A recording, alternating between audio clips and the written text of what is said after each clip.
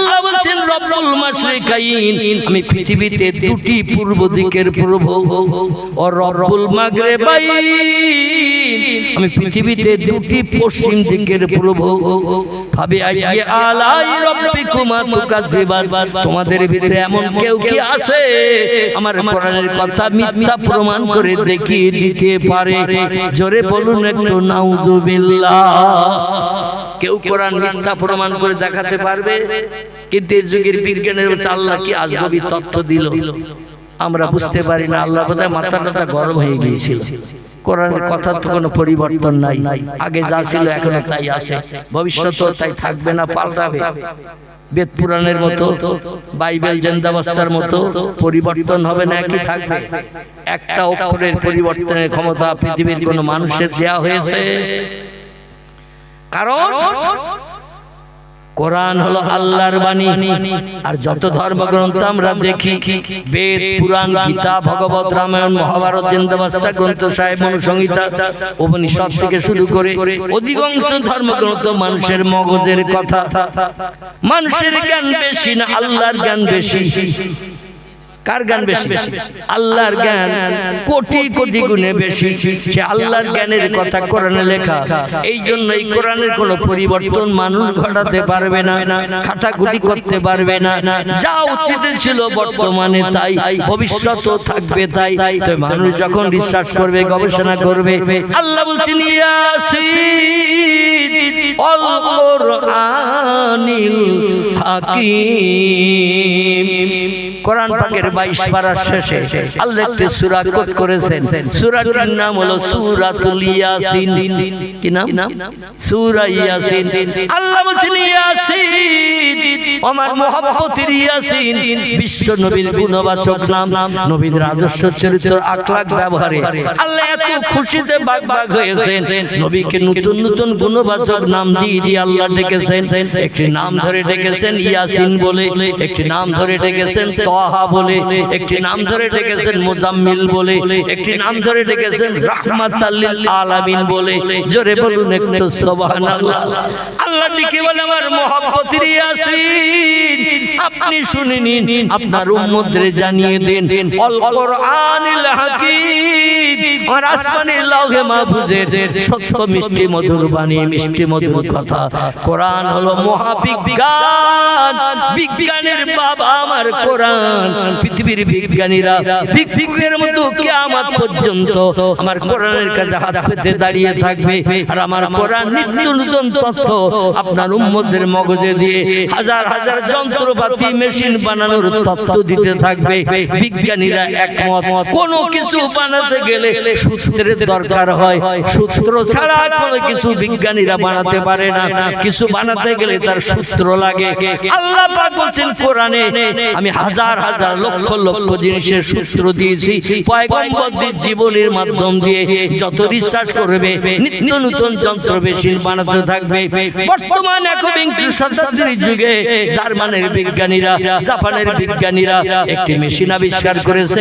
বাজারে এখনো চালু হয়নি, বাজারে এখনো ছাড়েনি, খুব সস্তার ছেড়ে দেবে। মেশিনটা হলো আল্লাহর পাক কালাম কোরআন মাজিদের 12 পারার একটি সূরা। সূরাটির নাম হলো সূরাতুল ইউসুফ। এই সূরা ইউসুফ রিসার্চ করে একটি নতুন মেশিন সূত্র নিয়ে বানিয়েছেন। সূত্রটা কোরআনে আল্লাহ বলে দিয়েছিলেন।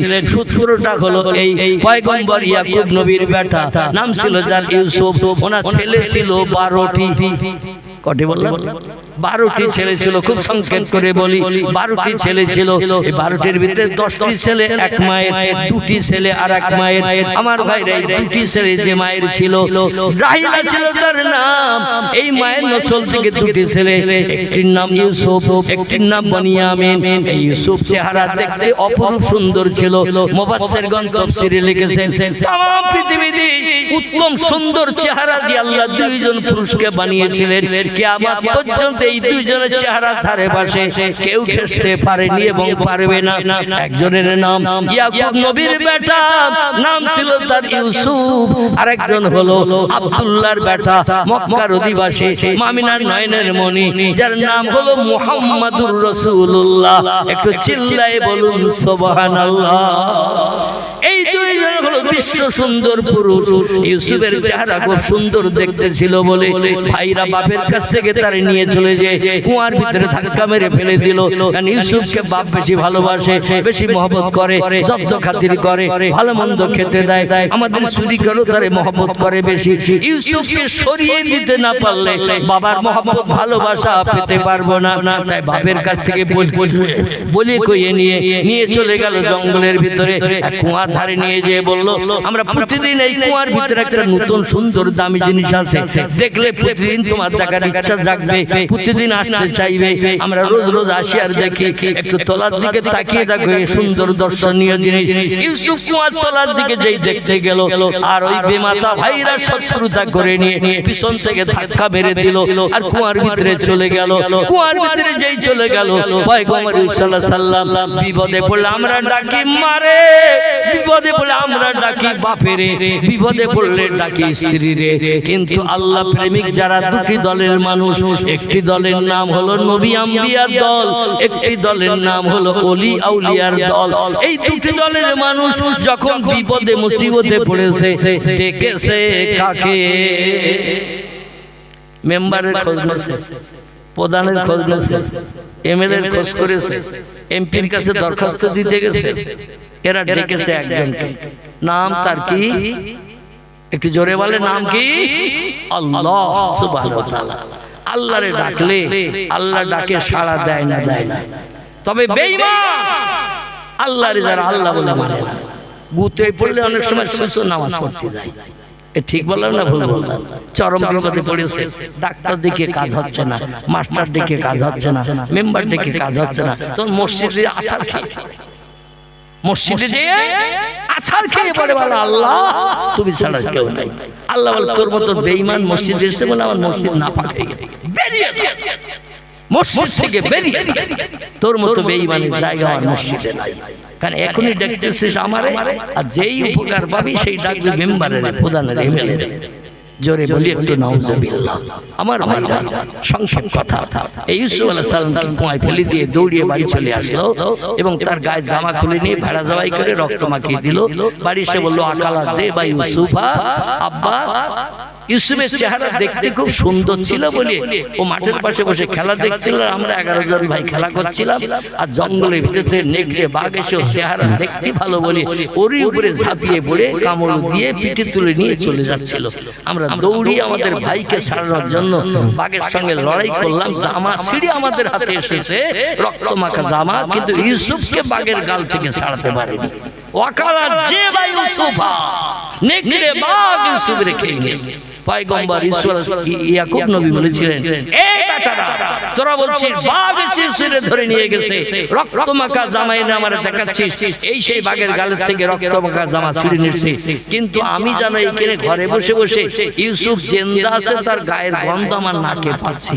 জোরে বলুন একটু সুবহানাল্লাহ।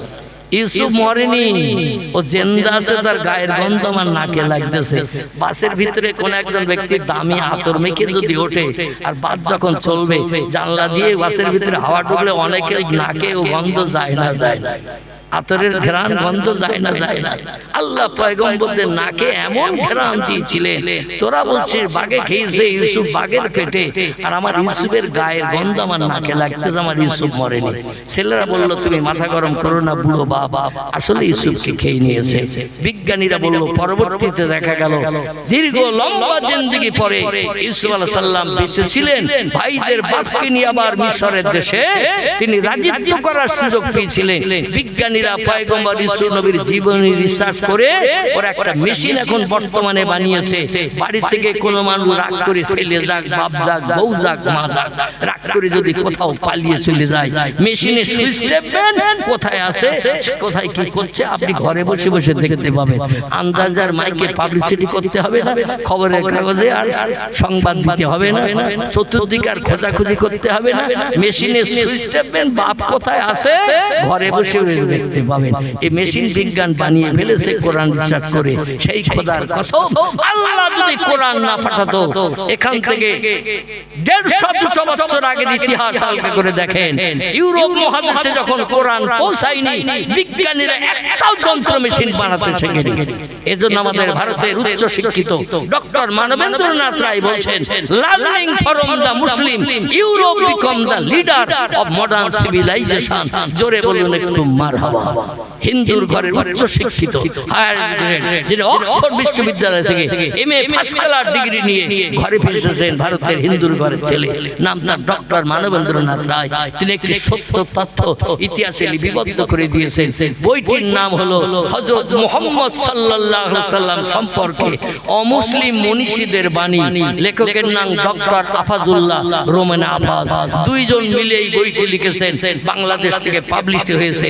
বইটির নাম হলো হযরত মুহাম্মদ সাল্লাল্লাহু আলাইহি সাল্লাম সম্পর্কে অমুসলিম মনীষীদের বাণী। যদি আপনারা পান, বুক স্টল থেকে বইটা কিনে নিয়ে বাড়ি বসে বসে পড়বেন। আল্লাহর কোরআন সম্পর্কে অনেক অনেক অনেক অনেক তথ্য জ্ঞান আপনার ব্রেন মগজে ঢুকে যাবে ইনশাআল্লাহ। কোরআনের উপর ঈমান পরিপক্ত, একেবারে খাঁটি দুধের মতো হয়ে যাবে। জোরে বলুন সুবহানাল্লাহ। আমার ভাইরা, আল্লাহ বলেন, আমি পৃথিবীতে দুটি পূর্ব দিকের প্রভু, আমি পৃথিবীতে দুটি পশ্চিম দিকের প্রভু।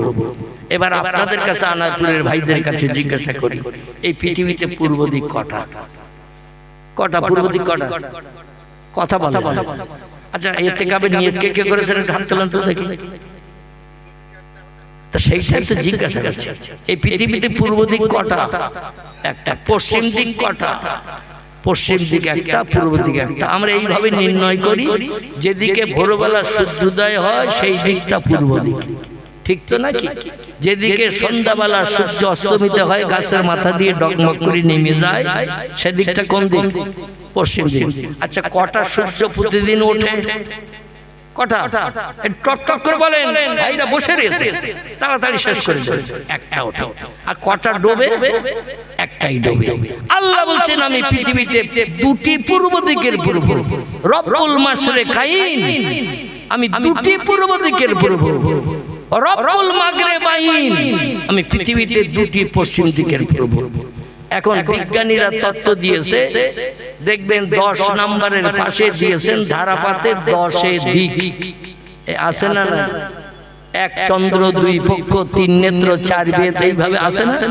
5 পঞ্চবান, 6 ঋতু, 7 সমুদ্র, এইভাবে 9 নবগ্রহ, 10 দিক আছে না? নাই।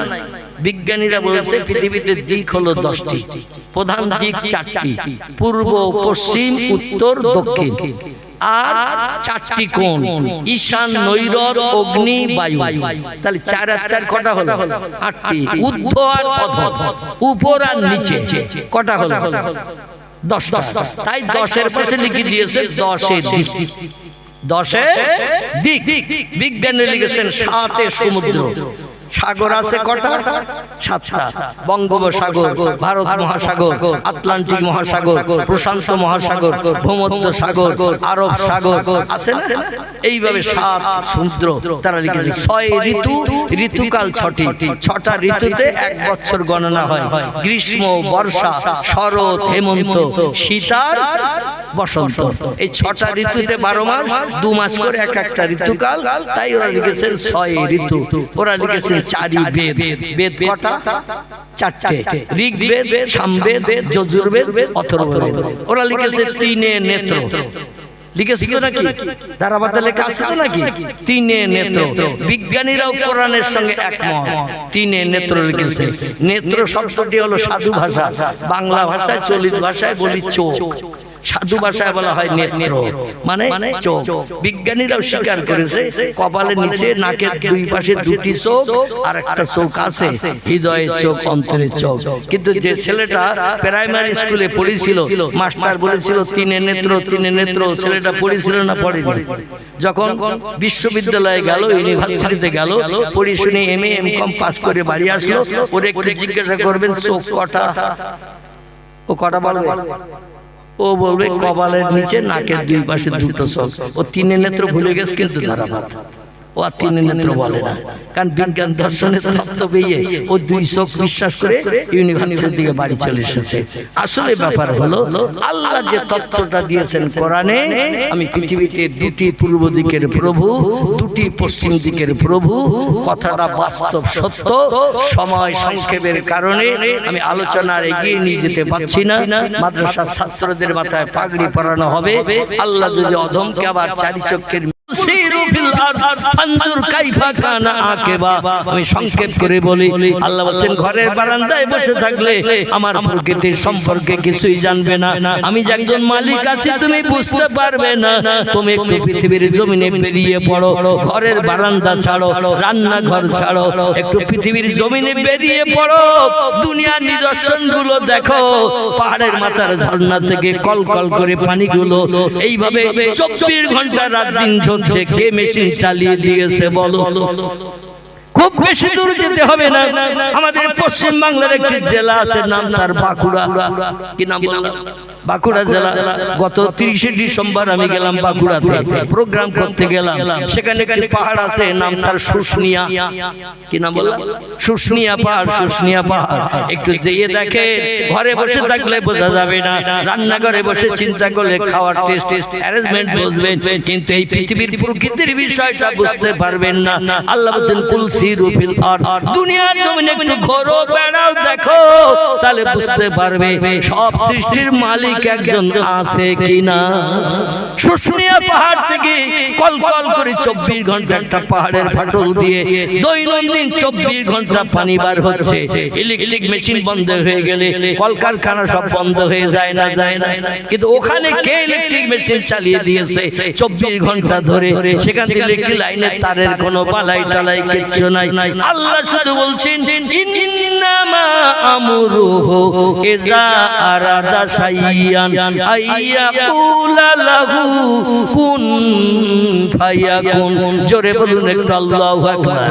আল্লাহ বলেন আমি তোমাদের এমন একজন মালিক, এমন একজন প্রভু, এমন একজন স্রষ্টা, আমি যখন কোনো বিষয় কোনো হুকুম করি, ইযা আরাদা শাইয়ান কোনো কিছু তৈরি করার পরিকল্পনা ইচ্ছা প্রকাশ করি, আইয়াকুলা লাহু আমার জবান দিয়ে শুধু একটু বলি কুন ফায়াকুন, সঙ্গে সঙ্গে সেটা হয়ে যায়।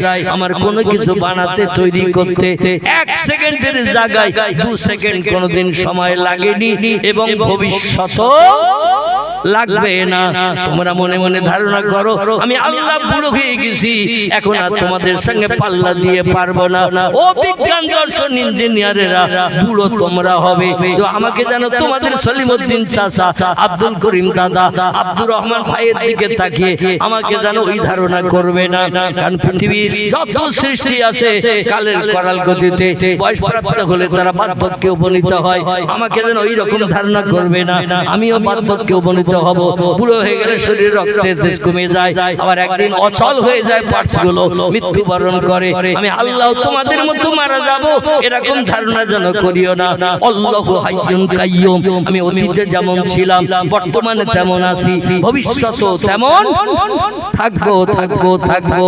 শুধু তাই নয়, লা তাখুযুহু সিনাতু ওয়ালা নাউম, আমার জীবনে কোনদিন ঘুম লাগে না, ইচ্ছা করে কোনদিন ঘুমাই না। রাত দিন 24 ঘন্টা আমি জাগরিত থাকি। আমার কোন সৃষ্টি কোন বান্দার কখন কিসের প্রয়োজন হয়, কখন কিসের চাহিদা হয়, আর আমি আল্লাহ আমারে ডাকবে, আর আমি মেম্বারের মতো, প্রধানের মতো, এমএলএর মতো দরজা জানলা লাগিয়ে কোরিয়ান কম্বল মুড়ি দিয়ে শীতের রাতে ঘুমিয়ে থাকবো বিবি বাচ্চা নিয়ে। মানুষ বিপদে পড়ে ডাকবে মেম্বার গো, প্রধান গো, এমএলএ গো, আর আমরা ঘুমিয়ে থাকবো। প্রয়োজনীয় ব্যক্তির প্রয়োজন মিটাতে পারবো না। আল্লাহ বলেন ওটা আমার জন্য সম্ভব না। আল্লাহু মিন হাবলিল ওয়ারিদ, আমি আল্লাহ বান্দার ঘাড়ের রশি রাত থেকেও নিকটে নিকটে থাকি, নিকটে নিকটে ঘুরি। বান্দা শুধু আমারে ডাকবে উদুনি, বান্দা কোনো প্রয়োজনের সমস্যায় পড়ে আমারে শুধু ডাকবে, আমারে শুধু স্মরণ করবে। আস্তাজিব লাকুম, আমি বান্দার ডাকে সাড়া দিয়ে তাদের মনোবাঞ্ছা পূর্ণ করিয়ে মুখে হাসি ফুটিয়ে থাকি। একটু জোরে বলুন সুবহানাল্লাহ। বর্তমান প্রযুক্তির যুগের বিজ্ঞানীরা বলছে মহাশূন্য পৃথিবী, উপরের দিকে তাকালে শুধু দেখা যায় নীল মতন। ওরা বলছে বহুদূর ফাঁকা, তাই নীল মতন দেখায়, আকার বলতে কিচ্ছু নাই। পৃথিবীতে বর্তমান যত দেশ আর যত দেশের ভূগোল বইতে বিজ্ঞানীদের তথ্য লেখা, অধিকাংশ ভূগোল বইতে লেখা আছে বহুদূর ফাঁকা, তাই নীল মতন দেখায়, আকার বলতে কিচ্ছু নাই। আল্লাহ 1450 বছর আগে কোরআনে সূরা বাকারায় তথ্য কোট করে দিয়েছেন, হুয়াল্লাযী খালাকা সাবআ সামাওয়াতিন তিবাকা, আমি মাঝে মাঝে ফাঁকা দিয়ে দিয়ে আকার বানিয়েছি এই কটি কটা 7টা। আল্লাহ বলছেন মাঝে মাঝে ফাঁকা দিয়ে দিয়ে আকার বানিয়েছে 7টি। বিজ্ঞানীরা বর্তমান 21 শতাব্দীর প্রযুক্তির যুগে এসেও একটা আকাশ এখনো দেখতে পাইনি। ভবিষ্যতে নাতিনাত করে যারা বেঁচে থাকবে, এই যুগের বিজ্ঞানীরা মারা যাবে, তারাও কি আর বাড়তি আকার দেখতে পাবে? দেখতে পাবে? প্রিয় নবী মুহাম্মদ রাসূলুল্লাহ বলছেন ইন্নামা বুইস্তু মুআল্লিমান, আল্লাহ পাক আমাকে तमाम বিশ্ববাসীর শিক্ষক করে, টিচার করে, প্রফেসর করে, অধ্যাপক অধ্যক্ষ করে পাঠিয়েছেন। আমার মতো জ্ঞান অতীতে কারো ছিল না, বর্তমানে নাই, ভবিষ্যতেও হবে না। আমি হলাম পৃথিবীর সেরা জ্ঞানী। জোরে বলুন একটু সুবহানাল্লাহ। এখন আপনাদের ভিতরে আনারপুরের কোন ভাই যদি বলেন মোহাম্মদ শুনেছি জীবনে স্কুলে যায়নি, কলেজে দেখেনি, বিশ্ববিদ্যালয়ে চৌকাট পার হয়নি, কোন হাই স্কুলেও ভর্তি হয়নি, কোন স্কুলের অ্যাটেন্ডেন্সের খাতায় মোহাম্মদের নামও লেখা নাই, মোহাম্মদের কাছে খাতা কলম দিলে নামও লিখতে পারত না, কোন বই দিলে মোহাম্মদ পড়তে পারত না, মোহাম্মদ জীবনে কোনো সাহিত্য রচনা করেনি, মোহাম্মদ জীবনে কোনো কবিতা লিখিনি। সেই মোহাম্মদ বলছে আমি तमाम বিশ্ববাসীর শিক্ষক, জ্ঞানগম্য কিচ্ছু নাই, তিনি বলছেন শিক্ষক। প্রযুক্তির যুগে এটা মেনে নেওয়া কি সম্ভব? এই যুগের বিজ্ঞানীরা বলছে এটা মেনে নেওয়া সম্ভব নয়। কোরআনের সব অমূলক মন্তব্য লিপিবদ্ধ করা আছে, যার মাথা মুন্ডু পর্যন্ত নাই। চিল্লায়ে বলুন নাউজুবিল্লাহ। কোরআনে কি অমূলক কথা লেখা আছে? আল্লাহ কোরআনের শুরুতে বলছেন যালিকাল কিতাবু লা রাইবা ফিহি, আমার কোরআনের ভিতরে যত বিষয় তথ্য পরিবেশন করা হয়েছে, অতীত কালের কথা, বর্তমান কালের কথা, ভবিষ্যতে পৃথিবীতে কি ঘটবে না ঘটবে, আল্লাহ এটা জানে না, জানে না, আল্লাহ জানে না, জানে না, আল্লাহ সব জানেন, সব তথ্যগুলো কোরআনে ভরে দিয়েছেন। আল্লাহ বলেন লা রাইবা ফিহি, আমার কোরআনের ভিতরে যত বিষয়ে তথ্য পরিবেশন করা হয়েছে, 114টি চ্যাপ্টার সূরা, 6666টি সেন্টেন্স বাক্য আয়াতের ভিতরে যত বিষয়ে তথ্য পরিবেশন করা হয়েছে, লা রাইবা ফিহি, একটা তথ্যের ভিতরে শস্য দানা পরিমাণ শক্সবা ছন্দ নাই, মিথ্যা নাই, ভুল নাই, কোনো বাজে কথা লিপিবদ্ধ নাই। ইট ইজ ট্রু ফ্যাক্ট, কোরআনের সব কথা সত্য। জোরে বলুন একটু আমিন। দেখতে দেখতে কোরআনের বয়স 1450 বছর হয়ে গেছে, এখনো পর্যন্ত কোনো বিজ্ঞান, কোনো দর্শন, কোনো ইঞ্জিনিয়ার, কোনো ডাক্তার, কোনো মাস্টার, কোনো ভূতত্ত্ববিদ, কোনো ঐতিহাসিক, কোনো সাহিত্যিক, কোনো ভৌগোলিক এখনো পর্যন্ত কোরআনের একটা তত্ত্ব ভুল প্রমাণ করে বিশ্ববাসীর কাছে কি দেখাতে পেরেছে? তথ্য দিয়েছে কোরআনের বিরুদ্ধে, পরবর্তী দেওয়ার স্বীকার করে নিয়েছে। ইট ইজ ট্রু ফ্যাক্ট, কোরআনের কথাই সত্য, আমাদের মগজের জ্ঞান কম, আমরা তাই বুঝতে পারিনি। জোরে বলুন একটু সুবহানাল্লাহ। যেমন একটা ছোট্ট তথ্য পরিবেশন করি, সময় শেষের দিকে হয়ে আসছে, 10টা বাজতে যায়, ছেলেদের মাথায় পাগড়ি পরানো হবে। আমার খুব মহব্বতের মানুষ জানো আল্লাহ হযরত মাওলানা আবু বকর সাহেব, এই মাদ্রাসায় তিনি সার্ভিস করেন, কাজ করেন তো নাকি? উনি শেষ দোয়া করবেন ইনশাআল্লাহ। আমার ভাইরা, আমি একটি ছোট্ট তত্ত্ব দিই। আল্লাহ কোরআন পাকের 27 পারা একটা সূরার নাম কোট করে দিয়েছেন। সূরাটির নাম হলো সূরাতুর রহমান। কি নাম? সূরা রহমান। আর রহমান আল্লামাল কোরআন খলাকাল ইনসান আল্লামাহুল বায়ান। আছে না নাই? এই সূরা রহমানের ভিতরে আল্লাহ পাক দ্বিতীয় রুকুতে বলছেন রব্বুল মাশরিকাইনে ওয়া রব্বুল মাগরিবাইন ফাবি আইয়ি আলায়ে রব্বিকুমা তুকাযিবান। আছে না নাই? আছে তো নাকি? আসলে আবার একটু মানে বলি, আপনারা উচ্চ শিক্ষিত মানুষ অনেকে আছেন, BA pass, MA pass, MSc pass, MCom pass, এমন করে ডক্টরেট উপাধি হয়তো অনেকে পড়ছেন, কিংবা এমন করে রিসার্চ করছেন, গবেষণা করছেন। আমি তাদের কাছে একটা ছোট্ট প্রশ্ন করি,